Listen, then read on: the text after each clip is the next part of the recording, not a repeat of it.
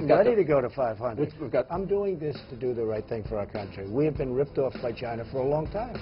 U.S. President Donald Trump said he is ready to impose tariffs on $500 billion worth of Chinese goods to the U.S., almost the entire value of Chinese exports to the country. The U.S. has already imposed tariffs on $34 billion worth of Chinese goods, with another $200 billion being looked at. China has retaliated with $34 billion worth of its own tariffs. How will this affect the U.S. and Chinese economies? And how well prepared is China for a potential long-term trade war with the U.S.? Threats and intimidation on trade will not work on China. We have the confidence and capabilities to protect the interests of our people. Meanwhile, as the Chinese yuan has been weakening against the dollar for some time, Trump has rebuked the Federal Reserve for raising interest rates, saying that both China and the EU are using currency policies to beat the U.S.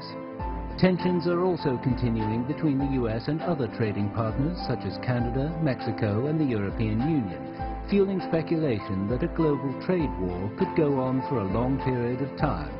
Will that cause further consequences throughout the world?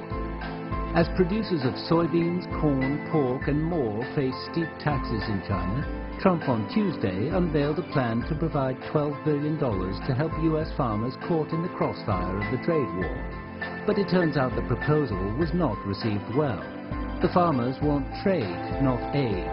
So how effectively is Trump's rhetoric playing to his support within the country? And what's likely to happen in the U.S. midterm elections later this year?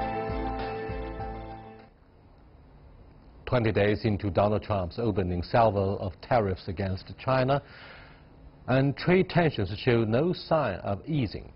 News from America suggests that Trump is about to introduce subsidies to farmers, key supporters of the current U.S. administration and congressional Republican majority, to counteract the effects of China's response.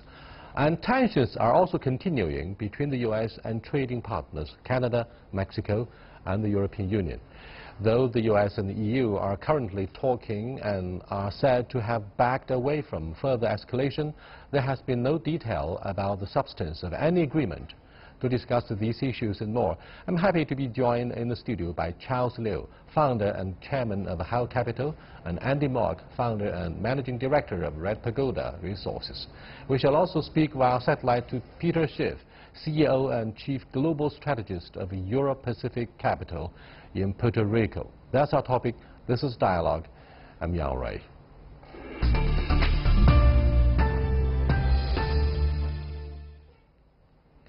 Gentlemen, President Donald Trump, quote, says farmers in the United States would be the biggest beneficiaries. What did he mean? He's talking about if there's a trade deal made, well, before the trade deal made $12 billion in subsidies, but that's a one-shot deal, and people are not very happy about having one-shot deals. But he's talking about if a new trade arrangement can be made between China and the United States, that potentially could mean even more agricultural products sold to China. China is now, because of the levies of the counter tariffs against the U.S., is buying more from Australia, from Brazil, from Argentina, and elsewhere, agricultural produce. So in the long term, apparently he thinks that there will be a deal made and there will be more agricultural produce sold by the U.S. to China. Are you optimistic or the other way around about the prospects of having a deal done between the United States and China, particularly on the American produce? I think, honestly, no one knows at this point. But I think one of the very interesting challenges, I completely agree with Charles. I think what President Trump is doing is selling a vision the same way that Jack Ma at Alibaba, the same way that Steve Jobs at Apple did, that they are creating this reality distortion field. I think Jack Ma said, if I translate it into English, today is terrible, tomorrow will be even worse, but the day after that will be beautiful. And I think that Trump wants to bring the farmers along and say, look, the short term is going to be bad, may get worse, but stick with me and it will be better. And I think that is the crucial question, not just for American farmers, but probably the entire global economy. Thank you so much. Let me cross over to Peter Schiff, CEO and Chief Global Strategist of Euro-Pacific Capital. Hello. Hi, how are you? Hi. Farmers, however, in the United States seem mostly to prefer an end to the trade war and a return to free market principle. Trade, not aid, that's what they said. So how effectively is Trump's rhetoric playing to his basis of support in America, particularly in the Midwest state of Wisconsin? Well, I don't know how it's going to play out. I just think it's not going to end well. You know, I missed the beginning of the program, so I don't really know what was said about trade. But typically, people get this wrong, including President Trump. You know, the United States right now is a major beneficiary of the trade deficits that we run with China. The trade deficits are bad, but they are not the problem. They're the consequence of the problem, which is America's bad monetary and fiscal policy and excessive regulation. And in the long run, we're going to suffer greatly as a result. But in the here and now, China is extending a massive subsidy to America because what happens is the Chinese produce products that take land, labor, and capital, scarce resources that could be used to satisfy demands in China, and instead they're shipping all those goods to America in exchange for pieces of paper that we create out of thin air with no effort. So as a result of this relationship, Americans have a higher standard of living than they would otherwise be entitled by their productivity. We enjoy abundance of consumer goods, we get lower prices, and because the Chinese are foolish enough to recycle those trade surpluses back into U.S. financial assets, Americans enjoy much lower interest rates than our lack of savings would otherwise allow us to have. So in the short run, we're the winners. It's Americans that are robbing the Chinese piggy bank. But I do believe in the long run, this is very bad for America and China. You know, China is going to lose a lot of money because they're accumulating all these dollars and all these U.S. treasuries, but they're going to lose a fortune when the dollar crashes, because that's the ultimate end game. And the risk that Trump has is actually causing the Chinese to figure out that they've been the patsy in this relationship and to cut us off. And I think the best thing that can happen to China is to stop accepting our worthless paper in exchange for their valuable goods. I think they should consume the goods themselves, or maybe find other trading partners that can actually pay for those goods with their own exports. But with the issue of midterm congressional elections on the radar, what do you think of the complaints of American farmers? I mean, will President Trump and his Republican comrades enjoy the sustainable support from his power base, particularly farmers? Well, I think Trump's support is going to wither away because I believe that he is not going to be able to deliver on his promise. I think we're heading into a massive recession in the U.S.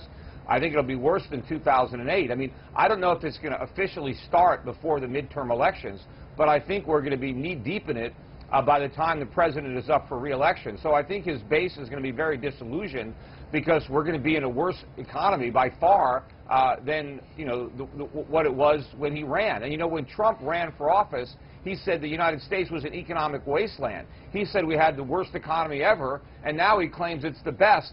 But it's really no different. The only difference is we're closer to recession now than we were then, and I think by the election we'll be in one. So I think it's going to be difficult for Trump to hang on to his support. And I think, unfortunately and incorrectly, the tariffs are going to be blamed for the recession. I think the Democrats will blame Trump. I think the Fed is going to try to blame Trump. Trump is going to try to blame the Fed. But the reality is we were going into this recession anyway. The trade war is not going to cause the recession, but it may certainly exacerbate it. Thank you. That's Peter Schiff. Charles and Andy, President Trump is not stupid. He certainly keeps a close eye on the loose end of his power base, I mean farmers in Midwest states. Having said this, he also promised to provide the hefty subsidies for American farmers of up to $12 billion US. But that will set a very bad example for other countries, because one major focus of the multilateral trade disputes has been the subsidies by government for farm produce. What do you think of the consequences arising from his substantial policy compositions? Well, this has been one of the major complaints of the U.S. administrations going way back. is agricultural subsidies. In terms of the EU, in terms of Japan, there have been complaints all along, and he's going to do the same thing. You know, whether or not it actually impacts on the elections and so on and so forth, that's a different issue. But it's a violation of everything that the U.S. actually had stood for in terms of free trade over a long, long time. Because U.S. beef, for example, going into Japan was a major issue. U.S. rice going to Japan was a major issue. Dairy products going to Europe was a major issue over many, many years. So hypocrisy is what it is. Well, Junk, head of the EU, came over to the United States for a negotiation with President Trump. And both sides agreed to study the feasibility of zero tariffs in many areas between the two sides across the Atlantic. What do you make of the prospects of reaching a substantial agreement? A lot of the netizens argue it is France and indeed other European economies that will say no to this agreement. They will refuse to ink this agreement because they would not stop subsidies or have free tariffs. Well, I think it's in each party's interest, the EU, China, Canada, Mexico, the United States, to reach a deal. I think, but the issue, though, just to go back to politics, though, is that Trump's political base is not just farmers. I mean, yes, a lot of them are farmers, but they're also social conservatives. They're also very, very religious. And I think that what Trump has been brilliant at as a politician and as a communicator is selling this vision, which actually he's largely delivered on, to Supreme Court justices. The first Gorsuch was, I think, a dream for the right. Kavanaugh, I think, also is very, very well received, especially by the business lobby, that he's put together and held together a very, very potent political coalition, and he is, I think, a master of bare-knuckle politics. And as we say in the United States, politics ain't beanbag, meaning it's a pretty tough, vicious game, and I think he's playing it extremely well, like Lyndon Johnson did.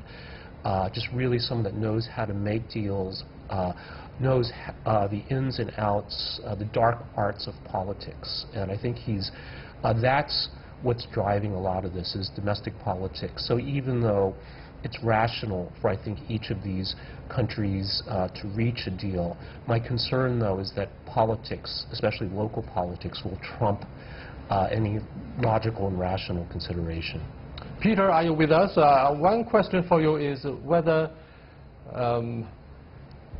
some of the major economies are asking to be pardoned by President Trump.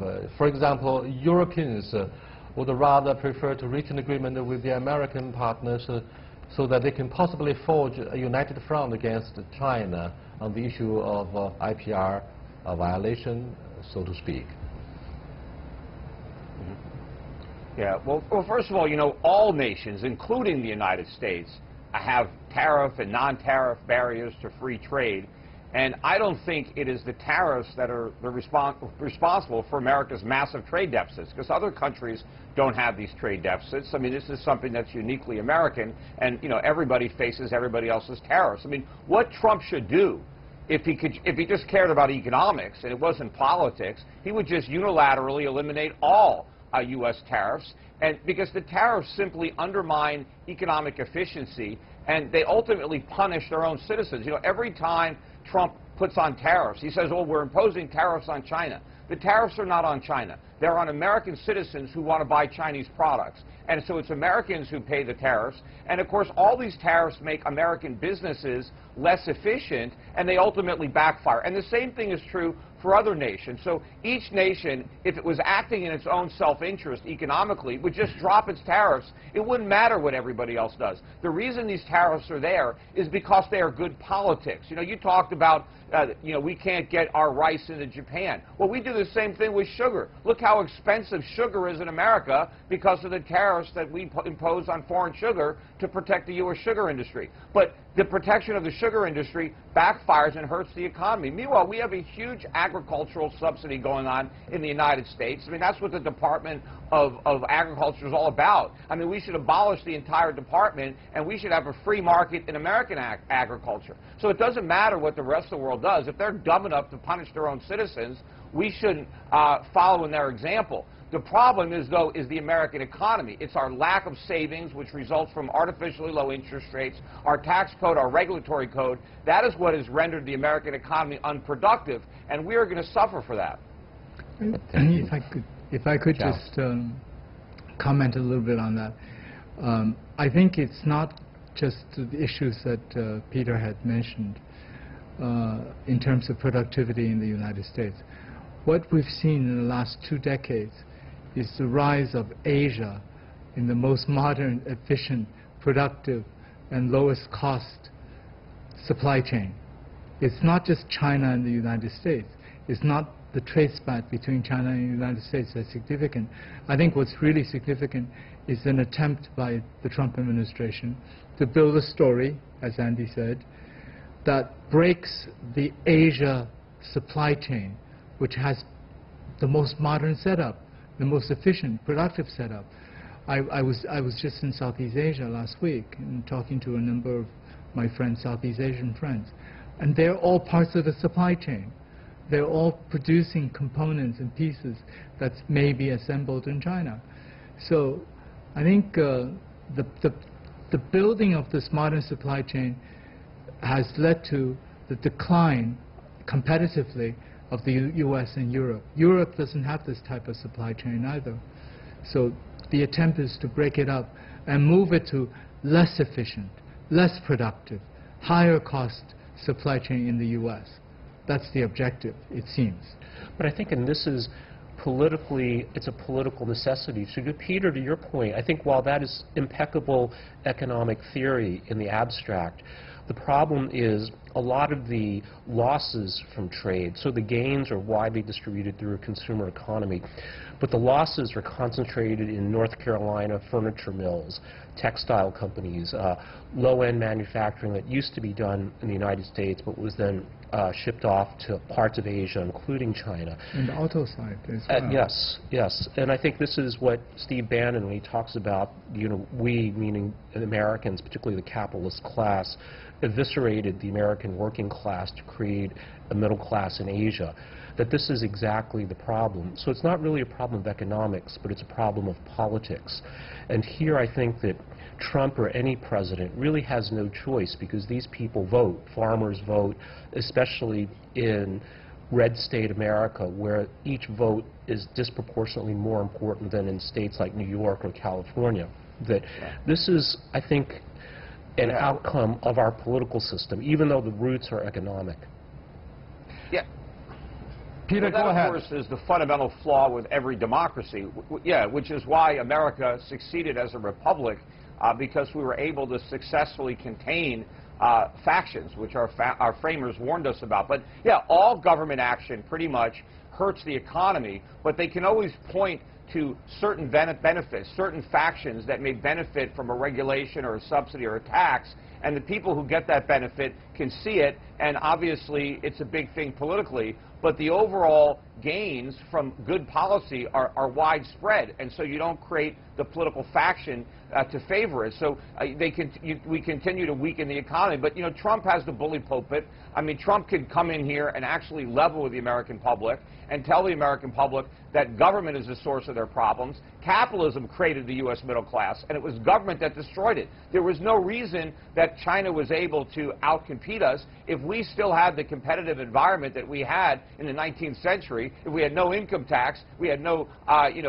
Social Security, if we didn't have all these labor laws, if we were a free market bastion like we used to be. You know, there's no way China could have gotten in front of us when it comes to manufacturing supply chain. But the fact that they have, to the extent that we don't take advantage of it, we're going to suffer ourselves. Now, I believe that we need to have a reduction in the trade deficit brought about by market forces. The reason that foreigners are willing to give us all their products is because the dollar is the reserve currency, and they're willing to accept dollars in exchange for their things. But when the dollar crisis comes, and it will, when the dollar collapses and it's no longer the reserve currency, then we're out of luck. The ride on the global gravy train is going to come to an end, and we're going to have to fend for ourselves. America is going to have to produce if it wants to consume. And production is a lot harder than consumption, and it requires a lot of resources that we don't have because the government has tied them all up.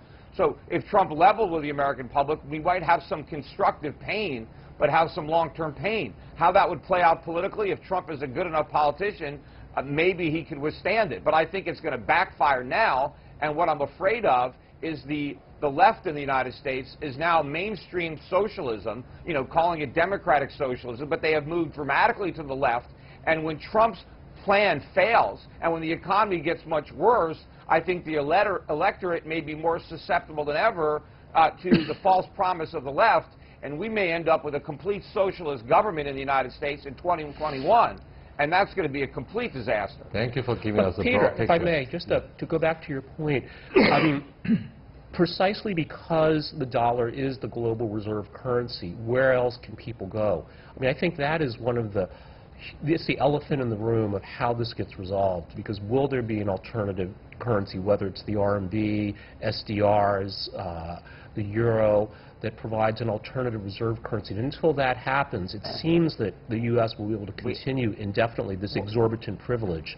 Well, the Chinese government nothing that can't go on forever. The Chinese will. authorities threaten to let RMB slide in value, turn to the devaluation as well as restrictions of tourism in retaliation. What do you think of our response, Charles? Well, look, Charles, I'm asking Charles in the Beijing studio. Charles. Okay, you know, whether or not it's intentional, the fall is letting it fall somewhat. Maybe just less control and letting it fall. I think this is a first step in response to the potential threat of 500 billion in new tariffs. Tourism, well, okay, we saw what happened to Japanese, or originally Japanese, and then Korean tourism, and so on and so forth, by Chinese tourists, and decline and the impact. You know, if we get into these issues, I think we have to look at in a much more complex structure, because the trade in services, which includes tourism, and the trade in education, for example, sending foreign students to study abroad, that the U.S. has a huge surplus. And the calculation of trade imbalance or the Chinese trade surplus is also very strange, because despite the fact that only about $10 is left in China, the entire Apple iPhone shipped to the United States is calculated $258. Now that doesn't take into account the chips that comes from Qualcomm and Apple itself, the A10s, A11s, or the screen that comes from Korea or Japan, and so on and so forth. So the whole calculation is actually leading to misnomers all over the place. I think maybe it's high time that we have a more sophisticated look at what the trade balances really are. I still come back to China is not the issue, it's all of Asia. It's all of Asia which has created this modern supply chain. It is all of Asia which is the target of Donald Trump's beating up. President Trump is picking fat not just on China. It's a comprehensive global trade war with all allies and partners. Therefore, do you think, Andy, this is an opportunity for the Chinese government to have a closer relationship with major blocs such as European Union and emerging markets like Russia, Brazil, South Africa to promote China's global trade?